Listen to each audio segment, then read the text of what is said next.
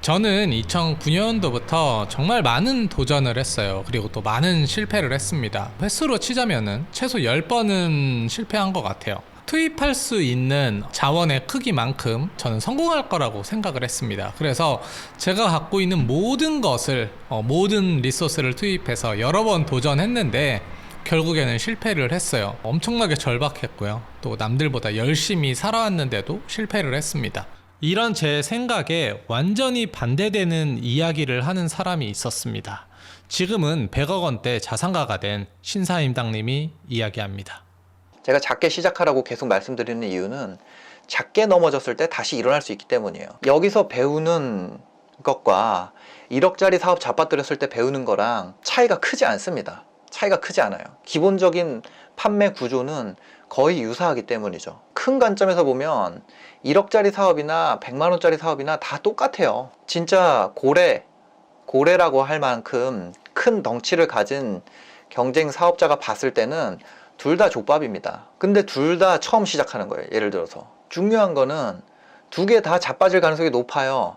자빠졌을 때 이 실패에서 배우고 다음 사업을 한 번 더 할 수 있는 그 힘을 누가 갖고 있냐 이거죠. 내가 금수저거나 아니면 나한테 돈을 넣어줄 사람이 진짜 있어. 내 뒷배가 있어. 그러면 1억짜리 사업을 해서 자빠지고 다시 도전하고 1억짜리 또 자빠지고 또 하고 할 수 있죠. 근데 금수저가 아니니까 1억씩 계속 나한테 총알 꽂아줄 수 있는 그런 게 아니니까 실패해도 나자빠지지 않는 그런 구조를 만드는데 총력을 기울여야 되는 거죠. 그래야 그나마 유사하게라도 자본주의 사회에서 플레이를 해볼 수 있는 겁니다. 그 구조가 여러분한테 계속 도전 정신을 가지고 열정 가지고 내가 싸워보고 부딪힐 수 있는 그 바탕이 되는 거죠. 도전 정신이랑 열정은 난 총알도 없고 삶이 다급한데 여기 이 상황에서 막 자동적으로 생성되는 게 아니에요. 내가 마인드를 그렇게 가져야지. 내가 그렇게 생각해야지.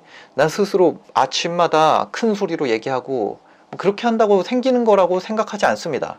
그런 정신이 오히려 실패했을 때에 대한 두려움, 내가 자빠졌을 때 일어날 수 있는 환경, 그런 걸 만들어 놔야 계속 도전할 수 있는 거예요. 수많은 시간과 돈을 까먹으면서 배운 점이 있어요.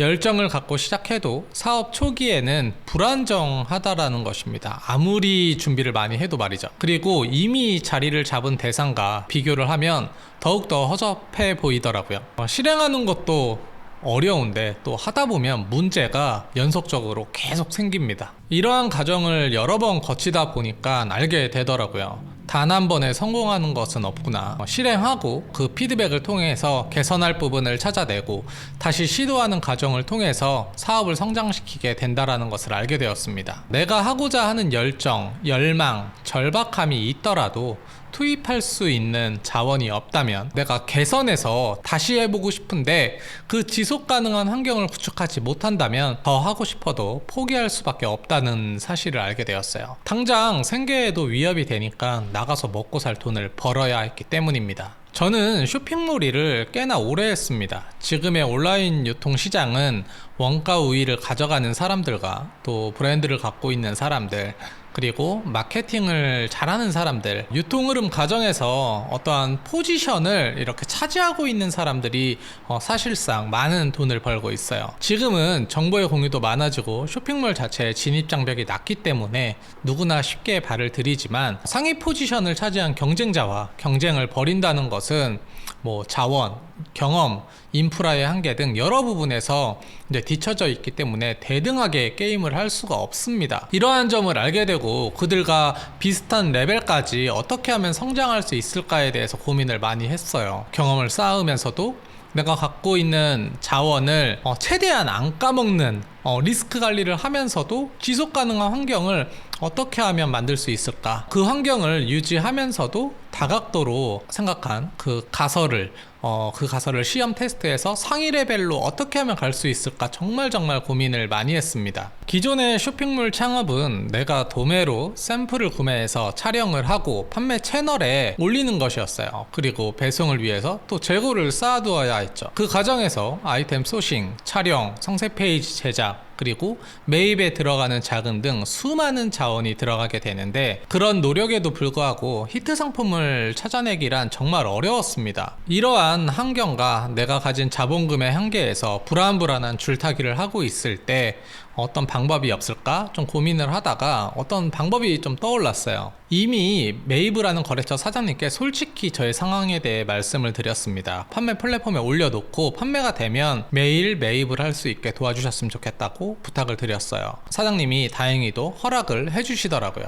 그렇게 매일 판매 수량만큼 매입을 하게 되었습니다. 그날 팔린 물건들만 사입을 하다 보니까 재고의 리스크가 엄청나게 줄어들었어요. 그러나 매일 판매된 수량을 매입하기 위해서 거래처 근처에서 지냈어야 했고요. 또 매일 상품을 사입하는 시간이 엄청나게 또 들어갔습니다. 오전에는 매입을 위해서 거래처들을 싹 돌아야 했고요. 갔다 오자마자 택배를 또 싸야 했고, 그 싸는 중간중간 CS가 들어오면 또 그것들을 또 처리해야 했어요. 그러니까 매일매일이 과거에 있었던 일들을 처리하기 위한 시간으로 꽉 차게 되었죠. 신규 상품을 또 런칭하기 위해서는 결국에는 밤에 또 새벽까지 일을 하게 되었습니다. 그러면서 삶의 밸런스가 완전히 이제 무너지게 되었죠. 처음에 저 혼자 일을 했기 때문에 그런 시간적 리스크가 매우 크다라는 것을 그때 또 깨닫게 되었어요. 어떤 방법이 없을까? 또 고민을 하다가 보니까 거래처 사장님들은 대부분 거래처 그리고 개인 고객의 주문을 택배를 통해서 이미 거래를 하고 있었습니다. 그래서 또 염치불구하고 가서 또 부탁을 드렸죠. 혹시 택배를 보내줄 수 없느냐 물어보니까 또 사장님이 갸우뚱하다가 그래 좋다. 대신에 소량일 경우에는 우리가 보내줄 수 있는데 좀 많이 오면 그것까지는 우리가 해줄 수 없다 이렇게 말씀을 하셔서 일단 알겠다고 하고 그 다음 날부터 이제 주문이 들어오면 발주서를 이메일로 넣고 통장에 입금을 해서 그게 확인되면 고객님에게 보내주는 방식으로 쇼핑몰을 운영을 했었습니다. 그러니까 위탁 판매 방식으로 쇼핑몰 창업을 하게 된 거죠. 이제 저는 제 제품 없이 판매를 할 수 있게 되었어요. 제가 맨날 했던 포장 업무를 할 필요도 없었고 물건들을 사입하기 위해서 거래처를 돌 일도 없어졌습니다. 그러니까 시간이 엄청나게 이제 많이 남게 된 거죠. 그래서 같은 방식으로 거래처를 하나 둘 늘려갔습니다. 이런 방식으로 일을 하다 보니까 내 돈 들이지 않고 거래처에 있는 제품으로 어떤 제품들이 많이 팔리게 되는지 알게 됐어요. 그래서 어떤 해당 제품이 많이 나가게 되면 이제 사장님과 이제 딜을 했죠. 내가 이 정도 물량을 가져갈 테니 물건값을 조금 더 저렴하게 해달라. 그렇게 해서 수익을 더 극대화시킬 수 있었습니다. 또 이런 방식으로 이제 아이템을 계속 늘려가다 보니까 아이템 수가 점점점 많아지게 되었어요. 이렇게 많아지다 보니까 어떤 고객님이 이 상품을 대량으로 구매하고자 하는 고객님이 이제 나타나셔서 이것을 또 판매하다 보니까 해당 아이템도 같은 아이템도 더 큰 볼륨의 타깃이 존재한다라는 것을 알게 되었고, 대량으로 구매를 하는 고객님들을 찾아서 그들이 이제 원하는 방식으로 성세 페이지를 꾸미고 사이트를 만들어서 지금 현재 B2B 관련한 사업을 또 하고 있습니다. 이것은 제가 나중에 또 한번 컨텐츠로 만들어서 올려볼게요. 위탁 판매가 된다 안 된다의 컨텐츠가 은근히 이제 올라오더라고요. 초보 셀러분들이 좀 다양한 관점으로 봐야 할 필요가 있다라고 생각을 합니다. 왜냐하면 그 영상의 내용이 맞기도 하고 또 틀리기도 하니까요. 무슨 말이냐면 관점을 어떻게 보고 사고하느냐의 문제라고 생각을 합니다. 돈의 관점으로 이제 이야기를 해보자면 유통의 흐름상 위탁 도매로 물건을 팔게 되면 그만큼 중간이 생기게 되잖아요. 그러면 우리의 수익이 적어지게 됩니다. 그러니까 돈을 많이 벌려면 어떻게 해야 된다? 내가 제조사가 되어야 되는 겁니다. 이런 논리로 이제 위탁 판매를 반대하시는 분들이 있습니다. 이 논리는 정확합니다. 팩트예요. 맞는 말인데 여기서 조금 더 깊게 들어가서 저는 이야기를 해봐야 된다라고 생각을 해요. 내가 제조사가 되면 돈을 더 번다. 이건 뭐 중학생도 알 수 있는 수준이죠. 하지만 내가 갖고 있는 돈이 없다면 내가 직장을 다니고 있고 경험을 먼저 쌓아보고 싶다면 처음부터 제조를 하기에는 리스크가 있으니까 리스크 관리를 하면서 안전하게 성장하고 싶다면 과연 제조나 수입을 바로 해볼 수 있을까요? 유통의 U자도 모르는 초보가 수입을 잘해서 경쟁사보다 더 좋은 퀄리티의 제품을 만들 수 있을까요? 그리고 세상 사람을 만족시키는 뛰어난 제품을 바로바로 만들어낼 수 있을까요? 아마 이 부분도 쉽지 않을 거라 생각을 합니다. 저는 온라인 쇼핑몰에서 어떤 해당 분야의 전문가들의 이야기가 어찌 보면 초보 셀러들에게는 더 위험한 이야기가 될 수도 있다라고 최근에 생각을 하게 되었어요. 10년이 넘는 시간 동안 온라인 쇼핑몰을 했다고 했던 분이 이야기하는 것을 봤는데, 그분은 이제 브랜드 총판도 갖고 있고 또 자사 브랜드도 갖고 있었고요. 또 해당 업계에 인맥도 꽤나 있던 분이었습니다. 그분은 위탁 판매에 대해서 매우 부정적으로 이야기를 하시더라고요. 그걸 왜 하냐? 돈이 안 된다. 그러면서 이제 무역을 하는 자신의 지인까지 이제 같이 이야기를 하면서 자신의 논리를 이야기하는 것을 들었습니다. 듣고 있으니까 맞는 말이에요. 결국에 온라인 쇼핑몰의 끝은 내 브랜드를 만들거나 브랜드 총판을 가져오거나 해서 경쟁의 최상위로 올라가야 돈을 버는 구조니까요. 그 의견에는 저도 전적으로 100% 동의를 합니다. 그런데 이게 맞는 말인데 조금 다르게 생각해 봐야 할 게, 이미 셀러로서의 경험이 풍부한 사람들, 그리고 그 경험을 바탕으로 어떤 아이템을 소싱해야 되는지, 그 아이템을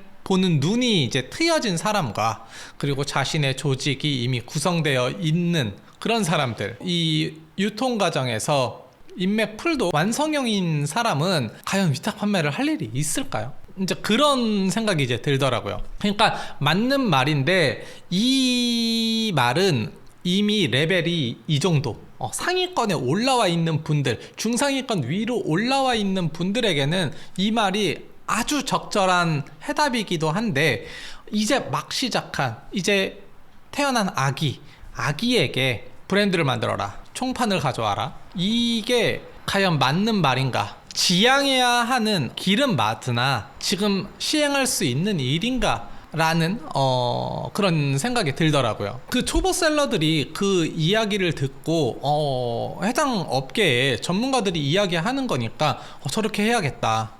괜히 내가 다른 거를 통해서 시간 낭비하고 그럴 바에 그냥 바로 다이렉트로 저기 올라가야겠다. 계단에 10칸짜리 계단이 있는데 바로 그냥 최상위에 올라가서 저렇게 하면 돈을 많이 번다는데 바로 저렇게 해야지? 라고 생각하지 않을까요? 저는 그 부분을 우리가 되게 경계해야 된다라고 생각을 합니다. 어느 특정 부분에서 우위를 갖고 시작한 분들의 블로그나 유튜브 그 이야기에 댓글을 이런 의견을 보고 그게 어떤 시장의 일반화라는 생각으로 이어지는 것을 좀 경계해야 되는 거죠. 이게 과연 내 레벨 수준에서 할 수 있는 일인가?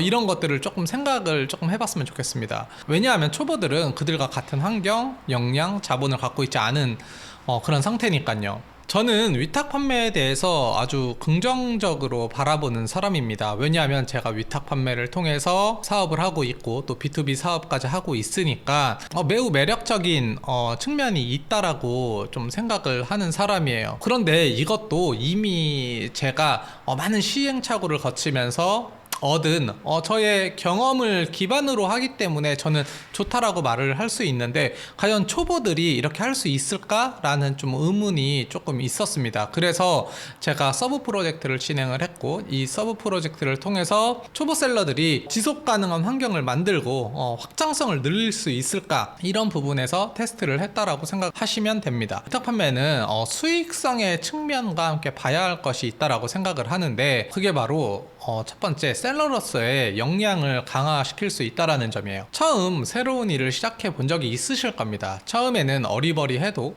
시간이 지남에 따라 익숙해지고 더 많은 시간이 지나면 아무 일도 아닌 듯이 해나가는 것을 여러분들도 다 한 번쯤은 느껴보셨을 거예요. 쇼핑몰 업무도 똑같습니다. 처음에야 상품 하나 올리는데 1시간씩 걸리지, 시간이 지나면 금방금방 해버리게 돼요. 또 상세 페이지를 수정하는 것도 중요 포인트를 체크해서 없으면 추가하면 되고, 되고요. 또 고객 CS 방법도 이미 여러 사례를 몸소 체화했기 때문에 아마 금방금방 처리하게 될 것입니다. 위탁 판매를 통해서 상품을 매입하지 않고 이렇게 업무 프로세스를 자연스럽게 경험하면서 우리는 트레이닝을 할 수 있게 된다라는 것이죠. 그게 위탁 판매의 가장 큰 장점이라고 저는 생각을 하고요. 두 번째로는 상품을 지속적으로 올리고 우리나라의 사계절을 한 번, 두 번만 넘겨보면 어떤 특정 계절에 잘 나가는 제품, 그리고 어떤 특정 월에 잘 나가는 제품, 이렇게 우리는 어떤 시즌에 어떤 상품이 판매가 많이 되는지 알게 됩니다. 많이 팔렸어도 CS가 엄청 많은 제품은 무엇인지, 또 적게 팔더라도 마진이 좋은 제품이 무엇인지 이제 판단을 할 수 있게 돼요. 그렇게 어떤 상품이 잘 나가는지 알게 되면 이제 우리는 두려움에서 이제 벗어날 수 있죠. 이제 우리는 하나의 연결 통로가 딱 열리게 되는 거예요. 그러면서 이제 우리는 원가 우위를 통해서 수익을 더 벌 수 있게 되는 기회가 생기게 됩니다.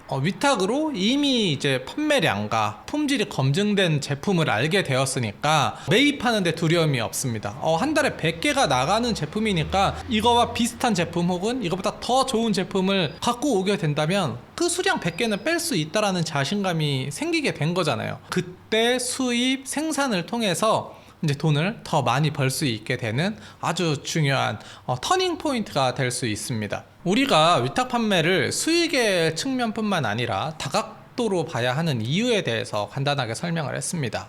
열정이나 간절함으로 우리가 원하는 성공을 위해 지속적으로 달리는 것은 좀 한계가 있다고 생각을 해요. 지속 가능한 환경을 유지하면서도 리스크를 최소화하고 여러분들이 원하는 성과를 얻을 수 있게 만드는 쇼핑몰 창업의 첫 단추, 위탁 판매를 저는 안 할 이유가 없다라고 생각을 합니다. 위탁 판매 구매 대행 저는 안 할 이유가 없다라고 생각을 해요. 돈을 더 많이 벌 수 있는 수입과 제조, 또 자사 브랜드를 만드는 것은 시장에 대한 이해와 쇼핑몰에 대한 역량이 생기고, 또 내가 100만원, 200만원 까먹더라도 내가 생활하는데, 내가 사업하는데 전혀 타격이 없을 정도의 자금력이 생기셨을 때 그때 시작해도 전혀 늦지 않다고 생각을 합니다. 마지막으로 질문을 하나 하고 싶습니다. 나이키와 스타벅스와 같은 세계적 브랜드 제품을 아주 좋은 조건으로 위탁 공급해 준다면 당신은 위탁 공급을 받지 않겠습니까? 아니, 안 받을 이유가 있나요?